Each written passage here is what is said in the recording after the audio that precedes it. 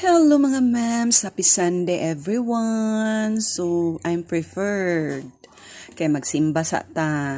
Maminaw sa ta sa word of God mga ma'ams. Yeah, mga ma'ams, mag-ready sa ta sa atong self. Muni akong attire karon. Actually, dili magid ni akong sulobon unta kay naka-ready na unya kay ni kalit mag-ulan. So, muna nagdali-dali kog pangita. So, wala ko ilain nakita kanira gyud.